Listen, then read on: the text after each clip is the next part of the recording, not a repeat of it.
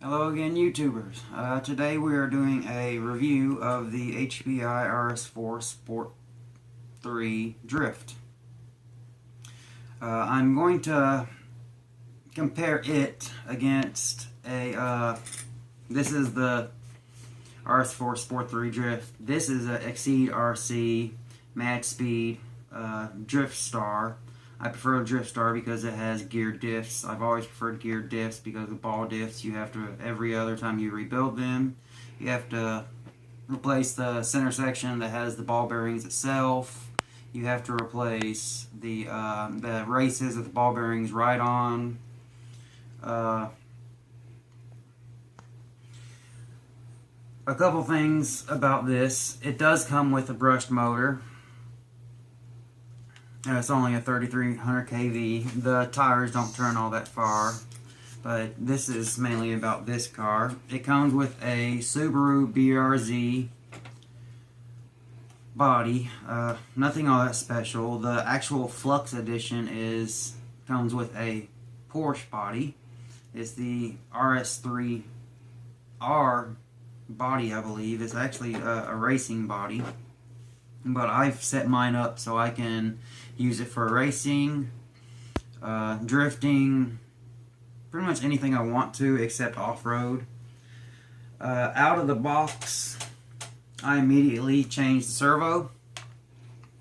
It comes with a HPI Racing SF10W waterproof servo. I've never been a fan of stock servos. They're always weak, jittery. They never center, not much power. So I immediately changed that to a Traxxas 2055. I had one of those laying around, and they've actually been very good servos to me. Yes, they are stock on a lot of vehicles, but they're very good servos because Traxxas, I mean, very good stuff. The stock motor that comes with this car is actually a brushed motor. It's a 15 turn brush motor. It's rated for only a 2S Lipo or a I believe it's either 7.2 or 7.4 volt nickel metal hydride. But it's a 15 turn. I don't like to use brushed on anything that is meant to go fast. I use it mainly on crawlers, rock crawlers, things like that, where you need more torque than you need speed. So I immediately changed this out to a Castle Creations, and I'll get to that in a second. The stock transmitter is nothing to write home about at all. It is honestly, in my opinion, a piece of absolute junk. It does have reverses for the steering and the throttle right here. And it has a steering dual rate right here, and then trims. But I immediately went over and I had an extra receiver for my Fly Sky, and this is I have a receiver for this and this one of my off-road vehicles, no, two of my off-road vehicles, one being nitro, one being electric. My short course truck also has a Castle Creation Sidewinder. But in this one, we actually, the stock tires on this, actually pretty cool. They're Falcon Azenus, RT615s. They actually have tread built into them, but I don't see the point of that, seeing that you're basically going to grind these down. Because when you drift, all four tires are spinning, and whatever you're drifting on, unless it's 100% smooth like linoleum floor or something like that, if you're doing asphalt, concrete, it's basically acting as some very, very coarse sandpaper. So I actually go with some Integy tires. I just put these on, but they've been used a little. I didn't use them much because I put them on and I immediately went outside and started drifting. So they've got about, I don't know, about 10 minutes of use on them. So I mean, you can see what 10 minutes of use does to drift tires. Now, getting to the car itself, Again, Subaru BRZ body. But here comes the very nice parts. It is a shaft drive. I was actually going up to purchase a HPI Sprint 2, but it has belts. I don't like the fact that I'd have to be replacing belts. So I saw this and I immediately knew that the RS4 Sport 3 had a new design for HPI, so I've read. The entire drivetrain is enclosed except for the dog bones. The dog bones are actually, of course, they're completely out in the open. I'm going to change those out to universal. I immediately also changed out to a Mamba Max Pro with a 7700 kV. When my battery, I'm running a 3S battery in this, when my battery is completely charged, it's actually at 12.6 volts, so 97,020 RPM, and this motor is actually rated for 100,000 RPM max, but it says on it only 2S Lipo Max. Well, 2S Lipo's 7.4 volts. So you're not using the motor to its full potential. So my hobby dealer actually said that I can go with a 3S. So I'm actually using a Venom 5000 milliamp 35C. A very good battery. I love the fact that within the first year, if anything goes wrong, they will replace the battery for free. Like I said, the entire drivetrain is closed. Where the motor is mounted, I have one of the Castle fans zip tied on here. That's how they actually get mounted to the motor. So you can't see the motor itself, but this is supposed to keep it 30 degrees cooler. But it basically sets on to the chassis, so it's not just hanging there. And also, instead of having a open space right here, you take this little part off right here and you can see the pinion gear, and then you spin the motor on this. Basically the motor is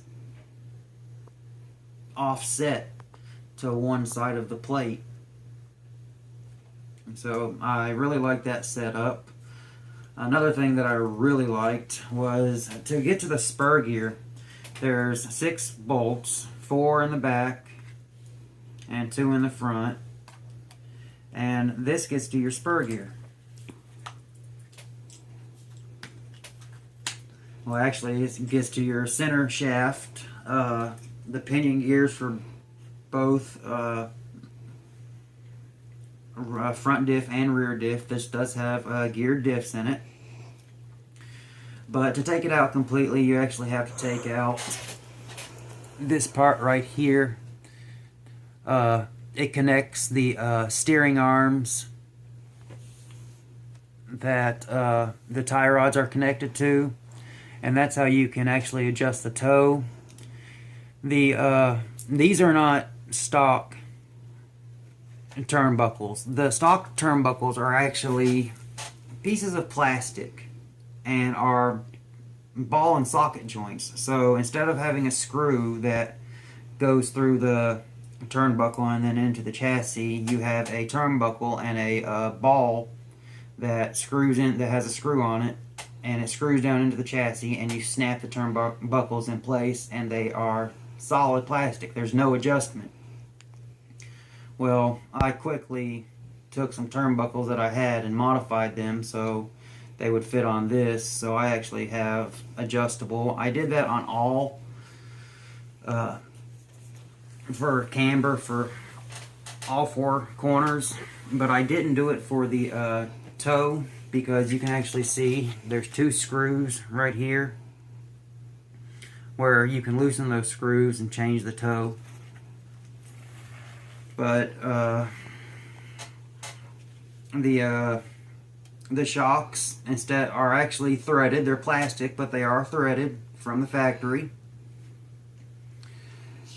What else? Oh yeah, But the Spur Gear, you have that one plate that goes all the way down it, and then right here you have your entire center drive shaft.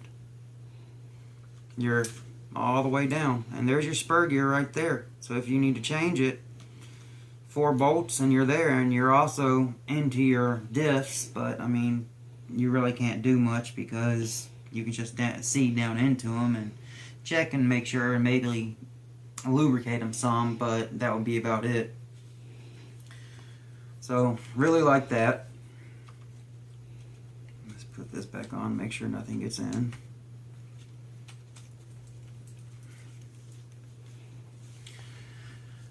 What else is there to say? I believe that's really all there is to say about this. I will be putting a video of it drifting soon. The one thing, another is instead of having little foam round pieces of foam on top of the body clips, this actually has pieces of plastic that the body clips go through and go through the body mounts, and they actually stay in place. With this, they can just fall off. Like if you're having tuning and you're just running without a body, these will fly off. Well, that's really no good.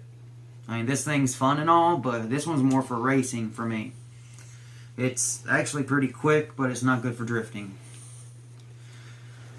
I don't know if everyone got a very good look at this. I'll do this again because I did it, but see, you can actually see down inside there. The spur gear's in the back. It just pulls out, but you have to, like I said, there's that little plastic piece right there that connects the 2 wheels for the toe, and you have to fix that. And then you take that off to get to everything, so you can change your spur gear. But it's a hell of a lot easier than with this, because this one there's about 13 screws I have to take off, and then I mean it's a very big hassle to change the spur gear on that. But I do like the fact that a steel spur gear comes with the Drift Star, that's what it's called. At first I didn't think I was going to like the Velcro that holds the battery in place, but it's actually very nice. It holds it in place, no problem. There's a little bump stop up here. You can take that off if you want to run a bigger battery, but I found that 5,000 milliamp gives you plenty of time. It doesn't weigh the car down too much. That's really all there is to say about it. Like I said, I have slicks for speed runs. I have just some off-brand tires, and these are rubber also for racing, because this car, with the way I have it set up, it can pretty much do it all. So the next video of this will actually be a drifting video. So until next time, peace.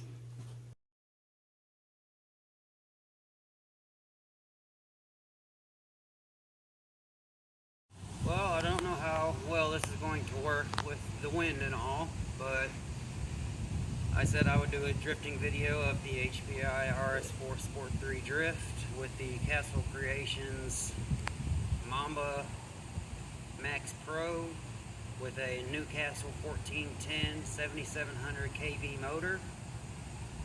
So here we go. And I'm not using the stock transmitter, I'm using my FlySky FS GT3C. I absolutely love this. No double A's to change. I'm still a newbie. One thing I read in the paperwork is set up 2 cones, do something, and just drift around them. So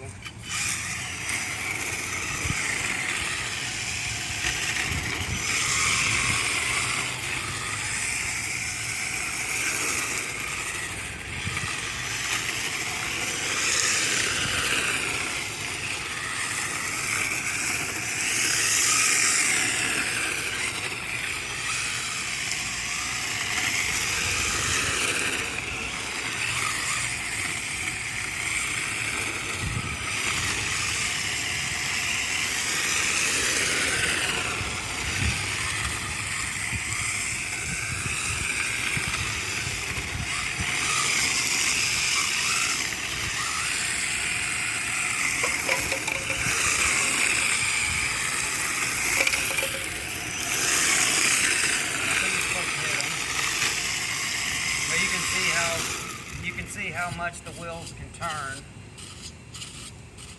And this one compared to the Flux version with the Porsche body, you actually have, for the wheels to turn that far, you actually have to do a modification and get universal joints so the dog bones don't chatter.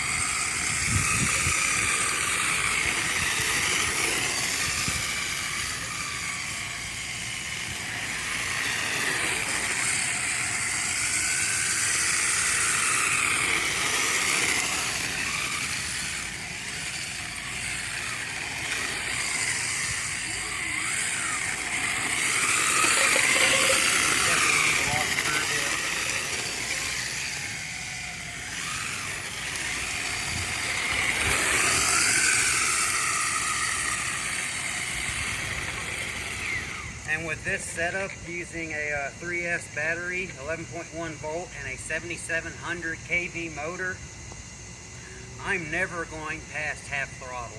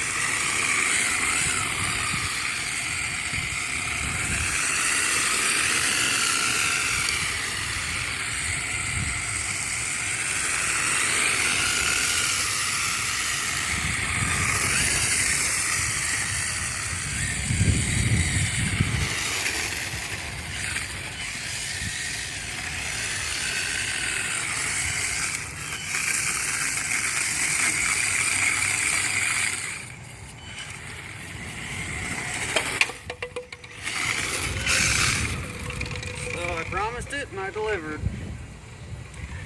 So there's how it drifts. I'm sure people that are a lot better at it can get a lot more out of it, but as I practice I will get better. I know I will. But that was just some sample drifting. Very fun to do.